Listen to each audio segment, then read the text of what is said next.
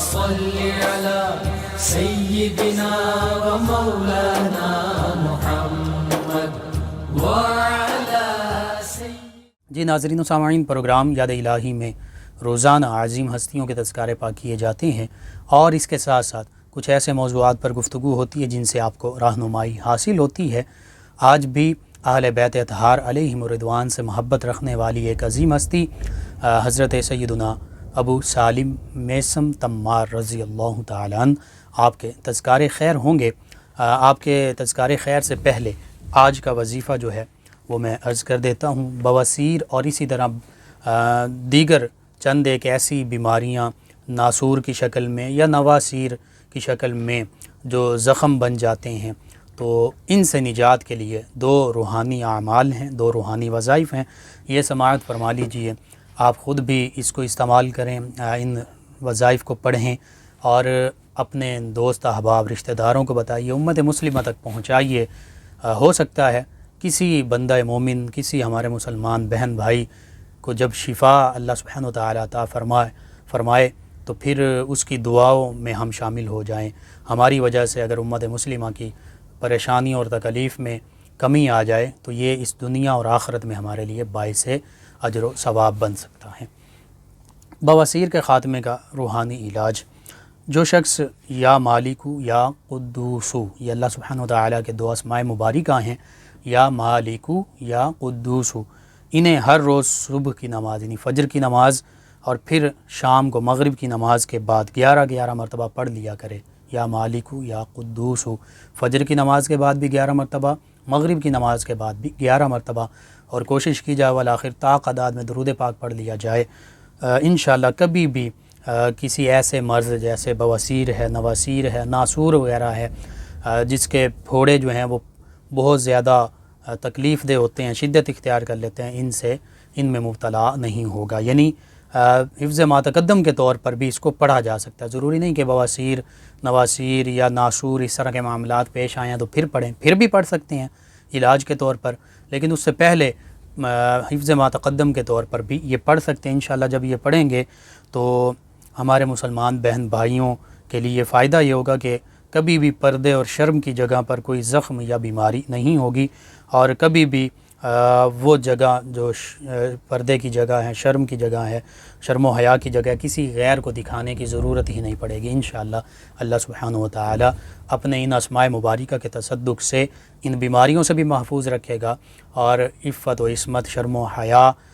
جو ہے یہ بھی اس سے بھی نوازے گا، اور کسی بھی غیر کو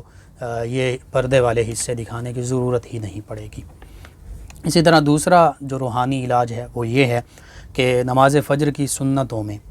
دو سنتیں ہوتی ہیں نماز فجر کی، پیارے آقا و مولا صلی اللہ علیہ وآلہ وسلم کو بہت زیادہ محبوب تھیں، حتیٰ کہ فرمایا کہ دنیا و ما فیہا سے مجھے یہ زیادہ مرغوب ہیں، پسندیدہ ہیں کہ یہ میں ادا کروں، ان سے محبت تھی۔ تو نماز فجر کی سنتوں میں پہلی رکعت میں سورہ علم نشرح لک صدرک ووضعنا عنک وزرک الذی انقض ظہرک، یہ پوری سورہ مبارکہ بسم اللہ الرحمن الرحیم کے ساتھ پڑھیں،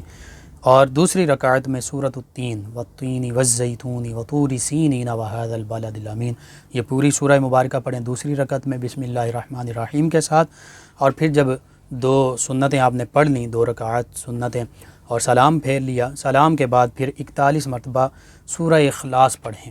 قل هو اللہ احد اللہ الصمد لم یلد ولم یولد ولم یکن لہ کفوا احد۔ اور اگر وقت کم ہو، یعنی جماعت کا وقت قریب ہو مردوں کے لیے، اب وہ مسجد میں بیٹھے ہیں، جماعت کا وقت ہے، تو پھر 7 مرتبہ کم از کم پڑھ لیں، انشاءاللہ اللہ سبحانہ و تعالی شفا عطا فرمائے گا۔ تو یہ دونوں روحانی علاج، اس کو اپنے وظائف، اپنے معمولات کا بھی حصہ بنائیے، اپنے اعزاء اقربا، اپنے دوست احباب تک پہنچائیے، امت مسلمہ تک پہنچائیے۔ انشاءاللہ اللہ سبحانہ و تعالی نے چاہا تو ہماری جو پریشانیاں ہیں، اللہ سبحانہ و تعالی کے پاک کلام قرآن مجید فرقان حمید، اللہ کے اسماء مبارکہ، نبی رحمت صلی اللہ علیہ وآلہ وسلم کے تصدق سے اللہ سبحانہ و تعالی ان سے ہمیں اپنی حفظ و امان میں رکھے گا، شفا عطا فرمائے گا۔ جی ناظرین و سامعین، سیدنا ابو سالم میثم تمار رضی اللہ عنہ بہت عظیم ہستی اس حوالے سے کہ اہل بیت اطہار علیہم الرضوان اور خصوصاً سیدنا علی المرتضیٰ کرم اللہ تعالی وجہہ الکریم، آپ کی رفاقت اور معیت حاصل رہی، اور یوں کہا جائے کہ آپ کے شاگرد خاص ہیں تو بالکل بجا ہوگا۔ اب ان عظیم ہستیوں کی عظمت، رفعت اور شان یہ ہے، اگر یہ صحابی ہیں رضی اللہ عنہ تو پھر سابقون الاولون من المہاجرین میں سے ہوں، یا ویسے صحابی ہوں تو لقد رضی اللہ عنہم ورضوا عنہ، یہ فرمایا اللہ سبحانہ وتعالی نے قرآن مجید فرقان حمید میں کئی مقامات پر، حتیٰ کہ صحابہ کرام علیہم رضوان کی پیروی کرنے والے ہوں، والذین اتبعوہم بإحسان رضی اللہ عنہم ورضوا، تو جو صحابہ کرام کی بھلائی کے ساتھ نیکی کے ساتھ پیروی کرنے والے ہیں، عمدگی کے ساتھ پیروی کرنے والے ہیں، اللہ سبحانہ وتعالی نے فرمایا یہ رضی اللہ عنہم ورضوا عنہ، اللہ ان سے بھی راضی ہے اور یہ اللہ سے راضی ہیں، وَأَعَدَّ لَهُمْ جَنَّاتٍ تَجْرِي تَحْتَهَا الْأَنْهَارُ خَالِدِينَ فِيهَا أَبَدًا، اور اللہ سبحانہ وتعالی نے یہ بھی فرما دیا کہ ان کے لیے تو اللہ سبحانہ وتعالی نے وہ جنتیں تیار کر رکھی ہیں، باغات تیار کر رکھے ہیں، ایسی جنتیں اور جنت کے ایسے باغات کہ جن کے نیچے نہریں رواں دواں ہیں، جن کے نیچے نہریں بہتی ہیں، اور فرمایا خالدین فیہا ابدا، یہ ایک دن، ایک سال یا چند سالوں کی بات نہیں، بلکہ فرمایا کہ یہ ان جنت کے باغات میں ہمیشہ ہمیشہ رہیں گے، ابد الآباد تک رہیں گے، تابد رہیں گے۔ اور پھر فرما دیا ذالک هو الفوز العظیم، جو صحابیت کا بلند مقام پا لیتے ہیں اور جو صحابہ کرام علیہم رضوان کی اتباع اور پیروی کر لیتے ہیں، فرمایا یہی تو سب سے بڑی کامیابی ہے، کیونکہ ایک تو یہ یا تو صحابہ کرام علیہم رضوان میں سے ہوئے، یا صحابہ کرام علیہم رضوان کی پیروی کرنے والوں میں سے ہوئے، تابعین اعظام بھی انہی میں شامل ہیں، اور پھر فرمایا کہ چونکہ بھلائی کے ساتھ اور نیکی کے ساتھ پیروی کی تو جیسے صحابہ کرام علیہم رضوان پر اللہ سبحانہ وتعالی راضی ہوا اور تمام کے تمام صحابہ کرام اللہ سبحانہ وتعالی سے راضی، تو اسی طرح یہ بھی اللہ کی رضا پر جب راضی رہتے ہیں تو پھر اللہ بھی ان سے راضی ہو جاتا ہے، اور چونکہ یہ صحابہ کرام علیہم رضوان کی پیروی کرنے والے ہیں تو فرما دیا کہ جیسے صحابہ کرام علیہم رضوان کو جنتیں عطا کی جائیں گی، ان کے نیچے نہریں بہتی ہوں گی، ہمیشہ ہمیشہ ان میں رہیں گے، انہیں بھی ان کی اتباع، ان کی محبت کی وجہ سے اللہ سبحانہ وتعالی انہیں بھی یہی نعمتیں عطا فرما دے گا۔ اور پھر جو آخر میں فرما دیا کہ یہی سب سے بڑی کامیابی ہے، تو ہمیں بتا دیا، آج ہم سمجھتے ہیں کوئی بھی اپنے اپنے معیارات ہم نے بنائے ہوئے ہیں، ہم سمجھتے ہیں کہ مال و دولت مل جائے کامیابی ہے، ہم سمجھتے ہیں فلاں ڈگری مل جائے کامیابی ہے، فلاں ہمارا بزنس ہو جائے کامیابی ہے، مختلف چیزیں بالکل اسلام منع نہیں کرتا، جائز اور اچھے طریقے سے دنیا کمائیں، دنیا کے علوم حاصل کریں، لیکن اللہ سبحانہ وتعالی فرما رہا کہ حقیقی کامیابی جو ہے وہ صحابہ کرام علیہم رضوان کو حاصل ہے، یا جو ان کی عمدگی، احسان، بھلائی کے ساتھ، اچھے طریقے کے ساتھ پیروی کرنے والے ہیں، اتباع کرنے والے ہیں، انہیں اصل کامیابی حاصل ہے۔ تو بس سیدنا میثم تمار رضی اللہ تعالیٰ عنہ بھی انہی عظیم ہستیوں میں شامل ہیں، کیونکہ آپ کو سیدنا علی المرتضیٰ کرم اللہ تعالی وجہ الکریم کی معیت اور رفاقت حاصل رہی، اور سیدنا علی المرتضیٰ کرم اللہ وجہ الکریم جہاں اہل بیت اطہار علیہم رضوان میں شامل ہیں، وہیں صحابہ کرام علیہم رضوان میں بھی بہت عظیم مقام و مرتبے کے حامل ہیں کہ عشرہ مبشرہ میں آپ شامل ہیں، خلفائے راشدین میں آپ شامل ہیں، نبی محتشم صلی اللہ علیہ وآلہ وسلم کے چچا زاد بھائی بھی ہیں، داماد بھی ہیں، تو اتنی زیادہ نسبتیں سیدنا علی المرتضیٰ کرم اللہ وجہ الکریم کو حاصل، اتنی زیادہ عظمتیں حاصل ہیں، تو پھر ایسے اور والسابقون الاولون من المہاجرین میں بھی شامل ہیں، یعنی ان صحابہ کرام میں شامل ہیں جو مہاجر ہیں اور پھر ایمان لانے میں سب سے پہل اور سب سے زیادہ سبقت اختیار کرنے والے ہیں، یعنی جہاں یہ تذکرہ ملتا ہے پہلے اسلام لانے والوں کا تو وہیں ہمیں پتہ چلتا ہے کہ سیدنا علی المرتضیٰ کرم اللہ تعالی وجہ الکریم اگرچہ 9 یا 10 برس آپ کی عمر مبارکہ تھی جب پیارے آقا و مولا صلی اللہ علیہ وآلہ وسلم نے اظہار نبوت فرمایا، اسلام کی دعوت دی، تو بچوں میں اور نوجوانوں میں سب سے پہلے سیدنا علی المرتضیٰ کرم اللہ تعالی وجہ الکریم ہی ایمان لائے، آپ ہی نے اسلام کو قبول کیا، پیارے آقا و مولا صلی اللہ علیہ وآلہ وسلم کی دعوت پر لبیک کہا۔ تو بس آپ جیسی عظیم ہستیوں کی جنہیں معیت اور رفاقت حاصل ہو جائے اور پھر محبت حاصل ہو جائے اور پھر شاگردی کا شرف حاصل ہو جائے، ان کی شان بھی بہت بڑی ہے، جیسے قرآن مجید فرقان حمید میں اللہ سبحانہ و تعالی نے ان عظیم ہستیوں کی عظمت، رفعت اور شان کا تذکرہ فرما دیا۔ اللہم صلی علی سیدنا و مولانا محمد وعلی سید۔ جی ناظرین و سامعین، سیدنا میثم تمار رضی اللہ عنہ، آپ کے بارے میں روایات میں آتا ہے کہ آپ فارسی النسل تھے، یعنی فارس ایران کے رہنے والے، اور نہروان کا تذکرہ آتا ہے کہ نہروان جو علاقہ ہے یہاں پر آپ پیدا ہوئے، اور پھر قبیلہ بنو اسد کی ایک خاتون ان کے غلام بن گئے۔ اسی وجہ سے آپ کا جب نام لیا جاتا ہے تو آپ کے نام کے ساتھ یوں بھی آتا ہے ابو سالم تمار اسدی کوفی۔ اسدی اس وجہ سے کہ قبیلہ بنو اسد کی خاتون کے غلام کے طور پر کافی عرصہ گزارا، اور اسی نسبت سے اسدی کہلائے جانے لگے، پھر کوفہ میں رہنے لگ پڑے، اس وجہ سے کوفی کہلائے جانے لگے، اور آپ جو ہیں سالم کے نام سے مشہور تھے۔ سیدنا علی المرتضیٰ کرم اللہ تعالی وجہ الکریم، انہوں نے جب آپ کو خریدا، آپ سے ملاقات ہوئی، تو اس کے بعد آپ سے نام پوچھا تو آپ نے کہا کہ میرا نام سالم ہے۔ سیدنا علی المرتضیٰ کرم اللہ تعالی وجہ الکریم نے فرمایا نہیں، تم وہ اپنا نام بتاؤ جو تمہارے عجمی والدین نے رکھا تھا۔ تو سیدنا علی المرتضیٰ کرم اللہ وجہ الکریم فرمانے لگے کہ تمہارا نام تو تمہارے والدین نے میثم رکھا تھا۔ اس موقع پر سیدنا میثم تمار رضی اللہ عنہ بہت زیادہ حیران ہوئے، اور پھر سیدنا علی المرتضیٰ کرم اللہ وجہ الکریم نے یہ بھی اشارہ فرمایا کہ مجھے اللہ کے پیارے حبیب صلی اللہ علیہ وآلہ وسلم نے یہ بتا دیا تھا کہ تمہارا نام میثم ہے۔ تو اس موقع پر ابو سالم سیدنا میثم تمار رضی اللہ عنہ فرماتے ہیں کہ صدق اللہ و صدق رسول، کہ بے شک اللہ اور اس کے پیارے رسول صلی اللہ علیہ وآلہ وسلم نے سچ فرمایا، میرے والدین نے میرا نام میثم ہی رکھا، لیکن چونکہ یہ عرب میں آ گئے اور پھر بنو اسد قبیلے میں رہے تو اس وجہ سے ان کا نام جو ہے وہ سالم پڑ گیا۔ سیدنا علی المرتضیٰ کرم اللہ وجہ الکریم نے فرمایا کہ ٹھیک ہے، تم اپنے نام میثم جو ہے اس کی حفاظت کرو، یعنی اپنا نام میثم ہی رکھواؤ، لیکن کنیت کے طور پر ابو سالم کنیت اختیار کر لو، ابو سالم میثم۔ اور تمار اس وجہ سے آپ کو کہا جاتا کہ آپ کوفہ میں جامع مسجد کوفہ کے قریب ہی کھجوریں بیچا کرتے تھے، کھجوروں کی خرید و فروخت کیا کرتے تھے،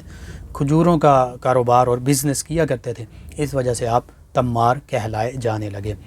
اور چونکہ سیدنا علی المرتضیٰ کرم اللہ تعالی وجہ الکریم نے آپ کو خریدا تھا، سیدنا علی المرتضیٰ کرم اللہ وجہ الکریم کی غلامی میں آئے، تو سیدنا علی المرتضیٰ کرم اللہ وجہ الکریم سے بہت زیادہ آپ محبت کیا کرتے تھے۔ اتنی محبت تھی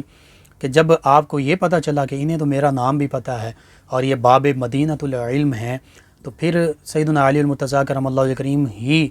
سے محبت بھی کی، اور اکثر ان کی کوشش ہوتی کہ سیدنا علی المرتضیٰ کرم اللہ وجہ الکریم سے قرآن و سنت کے معارف اور دیگر جو علوم ہیں، علم الاسرار ہے، اسے بھی سیکھ لیا جائے۔ سیدنا علی المرتضیٰ کرم اللہ وجہ الکریم نے ان کی طلب، ان کی چاہت، ان کی محبت کو دیکھتے ہوئے ان کے پاس، ان کی دکان پر بھی تشریف لے جایا کرتے، وہاں پر انہیں قرآن و سنت کے علوم سے بہراور کیا کرتے، اس کے ساتھ ساتھ علم الاسرار جو ہے وہ بیان فرمایا کرتے۔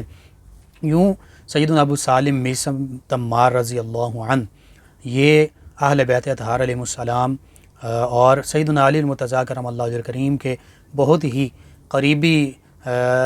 رفیق بھی بن گئے، جانثار بھی بن گئے، ساتھی بھی بن گئے، حتیٰ کہ سیدنا علی المرتضیٰ کرم اللہ وجہ الکریم کے شاگرد خاص بھی بن گئے۔ تو یوں سیدنا علی المرتضیٰ کرم اللہ تعالی وجہ الکریم کی معیت اور رفاقت حاصل رہی۔ سیدنا علی المرتضیٰ کرم اللہ وجہ الکریم نے قرآن کے علوم اور معارف سے ان کو آگاہ کیا، اسی طرح دیگر جو امور ہیں، اور خصوصاً جس میں علم لدنی کہہ لیجئے، علم طریقت، علم باطن کہہ لیجئے، اور جو سیدنا خضر علیہ السلام کو اللہ سبحانہ وتعالی نے علوم عطا فرمائے، اسی طرح دیگر اولیاء کرام کو، پہلی امتوں کے اولیاء کرام کو بھی، اس امت کے اولیاء کرام کو، صحابہ کرام علیہم رضوان کو نبی محتشم صلی اللہ علیہ وآلہ وسلم کے تصدق سے جو باطنی علوم عطا فرمائے گئے، ان علوم میں سے سیدنا علی المرتضیٰ کرم اللہ وجہ الکریم کو جو وافر حصہ ملا، سیدنا علی المرتضیٰ کرم اللہ وجہ الکریم نے ان علوم سے سیدنا ابو سالم میثم تمار رضی اللہ عنہ کو بھی آگاہی بخشی، حتیٰ کہ سیدنا میثم تمار رضی اللہ عنہ جو پیش آمدہ واقعات، آنے والے واقعات ہوتے، اگرچہ احادیث مبارکہ میں بھی ان کے بارے میں رہنمائی ملتی ہے، سیدنا علی المرتضیٰ کرم اللہ وجہ الکریم سے بھی جب سنا تو پھر واقعہ کربلا کے بارے میں بھی پہلے سے ہی آپ نے بتا دیا کہ یہ لوگ جو ہیں سیدنا امام حسین رضی اللہ عنہ کو شہید کر دیں گے، حتیٰ کہ حبیب ابن مظاہر رضی اللہ عنہ کے بارے میں بھی آتا کہ یہ ان سے ملے اور انہیں کہا کہ آپ بھی شہید ہوں گے۔ تو یوں سیدنا علی المرتضیٰ کرم اللہ وجہ الکریم نے انہیں ان کی اپنی شہادت کے بارے میں بھی بتا دیا تھا کہ اے میثم، تمہیں میری محبت کی وجہ سے تختہ دار پر لٹکایا جائے گا، تمہیں شہید کر دیا جائے گا، پھانسی دی جائے گی، تو تم اس وقت کیا کرو گے؟ تو سیدنا میثم تمار رضی اللہ عنہ عرض کرنے لگے کہ اے سیدنا علی المرتضیٰ کرم اللہ وجہ الکریم، میں پھر بھی نبی کریم صلی اللہ علیہ وآلہ وسلم اور نبی کریم صلی اللہ علیہ وآلہ وسلم کے خانوادے کے گھرانے کی عظمت بیان کروں گا، آپ کی شان بیان کروں گا۔ تو بس یوں ہی ہوا کہ ابن زیاد جو کوفہ کا گورنر مقرر ہوا، اس کو پتہ چلا کہ سیدنا میثم تمار رضی اللہ عنہ یہ سیدنا علی المرتضیٰ کرم اللہ تعالی وجہ الکریم کی بہت زیادہ تعریف بیان کرتے ہیں، اہل بیت اطہار علیہم الرضوان کی شان بیان کرتے ہیں۔ تو بس یزید ہی کے حکم پر،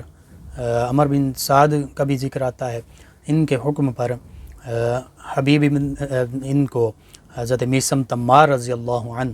ان کو کہا گیا کہ معاذ اللہ تم سیدنا علی المرتضیٰ کرم اللہ وجہ الکریم کو برا بھلا کہو، اہل بیت اطہار علیہم الرضوان کو برا بھلا کہو۔ آپ نے فرمایا کہ میں ایسا نہیں کر سکتا، بلکہ آپ سیدنا علی المرتضیٰ کرم اللہ وجہ الکریم، اہل بیت اطہار علیہم الرضوان، نبی کریم صلی اللہ علیہ وآلہ وسلم اور آپ کے گھرانے کی عظمت اور شان بیان کرنے لگے، اور وہ عظمت اور شان کے قرآن مجید فرقان حمید میں بھی جس کے تذکرے ہیں، حدیث مبارکہ میں جس کے تذکرے ہیں، صحابہ کرام علیہم الرضوان جو اہل بیت کرام علیہم الرضوان کی شان بیان کیا کرتے تھے۔ تو اب ابن زیاد نے سزا کے طور پر آپ کو اسی درخت کے تخت کے ساتھ لٹکایا جس کے بارے میں سیدنا علی المرتضیٰ کرم اللہ وجہ الکریم نے ایک مرتبہ خود فرما دیا تھا کہ اے میثم یہ درخت ہے، کھجور کا درخت، اسی کے ساتھ تمہیں پھانسی دی جائے گی، اسی پر لٹکایا جائے گا۔ اور پھر یہاں تک سیدنا علی المرتضیٰ کرم اللہ تعالی وجہ الکریم نے فرما دیا تھا کہ تمہاری زبان تک کاٹ دی جائے گی اور کئی دن تک یوں ہی تختہ دار پر لٹکایا جائے گا، ناک سے منہ سے خون بہے گا۔ یہ سارے واقعات جو ہیں سیدنا علی المرتضیٰ کرم اللہ تعالی وجہ الکریم نے ان کی شہادت کے پہلے ہی بیان کر دیے تھے، اور اس موقع پر انہوں نے یہی عرض کیا تھا کہ اے مولا علی کرم اللہ وجہ الکریم، اگر یہ مجھے پھانسی بھی دے دیں، تختہ دار پر بھی لٹکا دیں، پھر بھی میں نبی کریم صلی اللہ علیہ وآلہ وسلم، نبی کریم صلی اللہ علیہ وآلہ وسلم کے گھرانے، آپ کے گھرانے اہل بیت اطہار علیہم الرضوان کی عظمت شان بیان کرتا رہوں گا، میں اس سے نہیں رکوں گا۔ اور یوں ہی ہوا کہ سیدنا میثم تمار رضی اللہ تعالی عنہ ان کو اسی پاداش میں کہ انہوں نے سیدنا علی المرتضیٰ کرم اللہ وجہ الکریم یا نبی کریم صلی اللہ علیہ وآلہ وسلم کے اہل بیت اطہار علیہم الرضوان آپ کے خانوادے کو برا بھلا نہیں کہا، تو یہ جرم بن گیا۔ اس کی سزا کے طور پر ان کو تختہ دار پر لٹکایا گیا۔ اس وقت بھی کہا گیا کہ آپ انہیں برا بھلا کہیں، لیکن آپ نے بالکل برا بھلا نہیں کہا، بلکہ انہی عظیم ہستیوں کی عظمتیں، رفعتیں اور شانیں بیان کرتے رہے۔ تو پھر آپ کو شہید کر دیا گیا، تاکہ آپ کے سیدنا علی المرتضیٰ کرم اللہ وجہ الکریم کے فرمان کے مطابق آپ کے منہ سے، آپ کے ناک سے خون بہنے لگا، اور پھر اس طرح آپ کا جو جسم ہے وہ سولی پر کئی دن تک لٹکتا رہا۔ اس کے بعد پھر آپ کے جو ہے تدفین کی گئی، اور آپ کی تدفین جو ہے وہ جامع مسجد کوفہ سے قریب ہی سڑک برلب سڑک، یعنی سڑک کے قریب ہی آپ کی تدفین کی گئی۔ آج بھی آپ کا مزار مبارکہ موجود ہے، لوگ وہاں حاضر ہوتے ہیں۔ یہ نبی کریم صلی اللہ علیہ وآلہ وسلم اور ان کے گھرانے کے ساتھ محبت کا عالم کہ اپنی جان قربان کر دی، لیکن نبی کریم صلی اللہ علیہ وآلہ وسلم اور ان کے خانوادے کے لیے زبان پر کوئی ایسا کلمہ نہ لائے جو تنقیص کا پہلو رکھتا ہو، جس میں نبی کریم صلی اللہ علیہ وآلہ وسلم یا آپ کے خانوادے کی کسی قسم کی کوئی معاذ اللہ گستاخی کا پہلو نکلتا ہو۔ اللہ سبحانہ و تعالیٰ سے دعا ہے اللہ تعالی ہمیں بھی نبی رحمت صلی اللہ علیہ وآلہ وسلم، صحابہ کرام علیہم رضوان، اہل بیت کرام علیہم رضوان سے یوں ہی محبت کرنے کی توفیق عطا فرمائے، اور ان عظیم ہستیوں کے تصدق سے اللہ سبحانہ وتعالی عالم اسلام کو سربلندیاں عطا فرمائے۔ اللہم صلی علی سیدنا و مولانا محمد وعلی سیدنا۔ جی ناظرین و سامعین، اس دوران ہمیں جوائن کیا ہے مسز صالحہ صاحبہ ہیں فیصل آباد سے، کہتی ہیں السلام علیکم بھائی۔ جی وعلیکم السلام۔ کہتی ہیں کہ کیا ایک قبر میں 2 مردے دفن ہو سکتے ہیں، بتا دیں۔ اور پھر انہوں نے کہا کہ 10 سال پہلے والدہ جو ہیں ان کو دفنایا گیا تو ان کے سلیٹوں کے اچھا بیٹے کو پہلے بیٹے کی قبر ہے اور ان بیٹے کی سلیٹوں کے اوپر ہی والدہ کو دفن کیا، تو کیا یہ درست ہے؟ جی اس بارے میں عرض کرتا ہوں، جو بندہ مومن ہے زندگی میں بھی اس کی بہت عزت اور تکریم ہے۔ نبی رحمت صلی اللہ علیہ وآلہ وسلم کعبۃ اللہ کا طواف کرتے ہوئے آپ نے کعبۃ اللہ کو مخاطب کرتے ہوئے فرمایا کہ اے کعبۃ اللہ تیری بڑی عظمت ہے، بڑی شان ہے، بڑا مقام، بڑی رفعت ہے، لیکن فرمایا بندہ مومن کی عظمت جو ہے وہ تجھ سے بھی بڑھ کر ہے۔ دیکھیے کعبۃ اللہ کے لیے آنکھیں ترستی ہیں کہ ہم زیارت کریں کعبۃ اللہ کی، حج کریں، وہاں طواف کے لیے حاضر ہوں، اور کعبۃ اللہ کو دیکھنا عبادت ہے۔ کعبۃ اللہ کو جب دیکھنا عبادت ہے تو مطلب یہ ہوا کہ دیکھنے سے گناہوں کی بخشش ہوتی ہے۔ کعبۃ اللہ پر پہلی نظر پڑے، جو دعا مانگیں وہ اللہ سبحانہ وتعالی قبول فرماتا ہے۔ اتنی عظمت رفعت والا ہمارا قبلہ ہے، ہم کعبۃ اللہ کی جانب منہ کر کے نماز پڑھتے ہیں، لیکن اللہ کے پیارے حبیب صلی اللہ علیہ وآلہ وسلم نے فرمایا کہ بندہ مومن کی عزت جو ہے، عظمت جو ہے، اس سے بھی بڑھ کر ہے، اور کعبۃ اللہ کو مخاطب کر کے فرمایا۔ تو آپ خود پھر اندازہ لگا لیجئے کہ ایک اللہ کے بندے کی جو مسلمان ہے، اللہ کے پیارے حبیب صلی اللہ علیہ وآلہ وسلم پر ایمان لانے والا ہے، ان سے محبت رکھنے والا، ان کے احکام کی پیروی کرنے والا ہے، اس کی عظمت رفعت اور شان کیا ہوگی۔ تو زندہ بندہ مومن کی بہت عزت ہے، اور جب مر جاتا ہے انسان، بندہ مومن جب اس دنیا سے چلا جاتا ہے پھر بھی اس کی عزت اسی طرح، بلکہ مفسرین، محدثین، علماء تو کہتے ہیں اس سے اور زیادہ بڑھ جاتی ہے، کہ جیسے زندہ بندہ مومن ہمارا مسلمان بھائی ہے، اس کے حقوق ہیں، اسی طرح ہمارے جو مردہ مسلمان بہن بھائی ہیں ان کے بھی حقوق ہیں۔ ان حقوق میں سے خاص طور پر یہ ہے کہ ان کو ایصال ثواب کیا جائے، ان کی قبروں پر نہ بیٹھا جائے، ان کے مرنے کے بعد بھی انہیں تکلیف نہ پہنچائی جائے، قبروں پر بیٹھا ہی نہ جائے۔ اسی طرح نماز جنازہ اور غسل، یہ ان کی کتنی عزت اور تکریم ہے، خوبصورت سفید کپڑوں میں کفن کے طور پر انہیں دفنانا، یہ اسلام نے عزتیں دی ہیں۔ تو اس حوالے سے اگر تو انجانے میں ہوا تو پھر انجانے میں، لا علمی میں اس پر مواخذہ نہیں ہے، لیکن اگر جانتے بوجھتے ہوئے اس طرح دفن کیا جائے تو بہتر یہی ہے اس سے بچا جائے۔ ویسے اگر کوئی اضطراری کیفیت ہو، جیسے جنگیں ہوتی تھیں یا اس طرح کے معاملات، غزوہ احد میں 2 صحابہ کرام بھی اکٹھے دفن کیے گئے، لیکن وہ ایک اور معاملہ تھا، جنگی کیفیت تھی، تو اس حوالے سے بہتر یہی علیحدہ علیحدہ دفن کیا جائے۔ جی ناظرین و سامعین، ان کے علاوہ ہمیں جوائن کیا غلام مرتضیٰ صاحب نے، کہتے ہیں کہ کوئی نیا کام شروع کرنے کا وظیفہ۔ جی کوئی بھی نیا کام شروع کرنے لگے ہیں اس سے پہلے آپ اللہ کو یاد کیجئے، قرآن پاک کی تلاوت کیجئے، بسم اللہ الرحمن الرحیم تو لازمی پڑھیے، درود پاک کی کثرت کیجئے، اور اللہ کو یاد کر کے کیجئے، اور خصوصاً استخارہ کر لیجئے تو آپ کے لیے بہتر رہے گا۔ ان کے علاوہ ہمیں جوائن کیا اجمل صاحب نے ماموں کانجن سے، کہتے ہیں پروگرام بہت اچھا ہے اور آپ کی ٹرانسمیشن بہت اچھی جا رہی ہے، جی آپ کا شکریہ۔ اور محمد انعام بوسن صاحب ہیں، کہتے ہیں ماشاءاللہ آپ کا پروگرام بہت خوبصورت ہے، میں ہمیشہ سنتا ہوں، جی آپ کا شکریہ، تمام لسنرز کا شکریہ۔ اور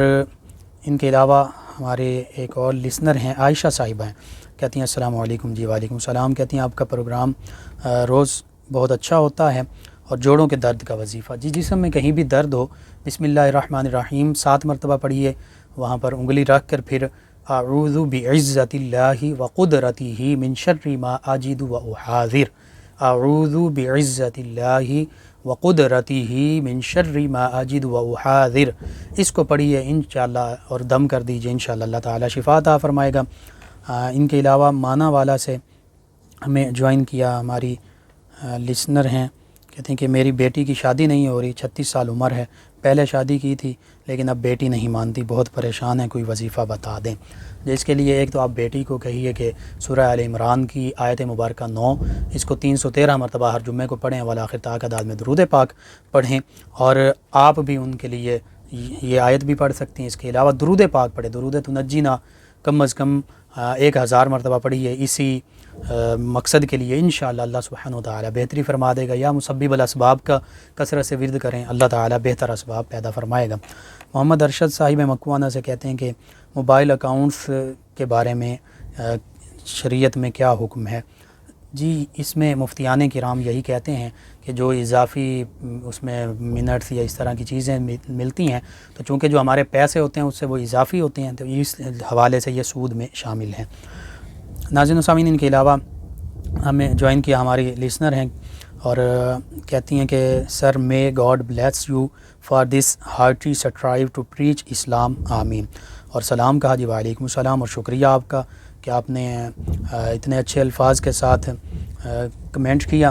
اللہ تعالیٰ آپ کو تمام لسنرز کو جزائے خیر عطا فرمائے۔ کہتے ہیں کہ مجھے وظیفہ بتا دیں، میں FSC میں نے کی ہے اور نیکسٹ بہت مسائل ہیں اسٹڈی کے بارے میں، پریشان رہتی ہوں، سر میں بھی درد رہتا ہے۔ جی، سر میں درد کے لیے آپ درود پاک پڑھ کر اس سے پانی پر دم کر کے پی لیں اور درود پاک زیادہ پڑھیں، انشاءاللہ تمام مسائل جو ہیں وہ درود پاک کی برکت سے حل ہو جائیں گے۔ ان کے علاوہ نسیم صاحب نے ہمیں غالباً جوائن کیا، آپ کے سوال کا جواب انشاءاللہ کل شامل کریں گے۔ سوشل میڈیا پہ ہمیں جوائن کیا الطاف مینگل صاحب نے، ولی زاہد صاحب نے، مرزا زید صاحب ہیں، عثمان ارشد صاحب ہیں، عبدالصمد صاحب ہیں، فاروق جڑولہ صاحب ہیں، عبدالحنان صاحب ہیں، زید خان صاحب ہیں، اسد اللہ صاحب ہیں، مستنصر صاحب ہیں، اسی طرح محتشم صاحب ہیں، قربان علی صاحب ہیں، متین سندھو صاحب ہیں، زاہد پرویز صاحب ہیں، مشتاق صاحب ہیں۔ آپ تمام لسنرز کا، ویورز کا بہت شکریہ کہ آپ پروگرام کو سماعت کرتے ہیں، دیکھتے ہیں، اپنی فیڈ بیک سے پسندیدگی سے نوازتے ہیں۔ پروگرام کا وقت ختم ہوا چاہتا ہے، انشاءاللہ کل صبح 8 بجے دوبارہ آپ سے ملاقات ہوگی پروگرام یاد الہی میں۔ اپنے میزبان محمد لقمان رضا اور ہماری ٹیم کو اجازت دیجیے۔ اللہ نگہبان۔ اللهم صل على سيدنا ومولانا محمد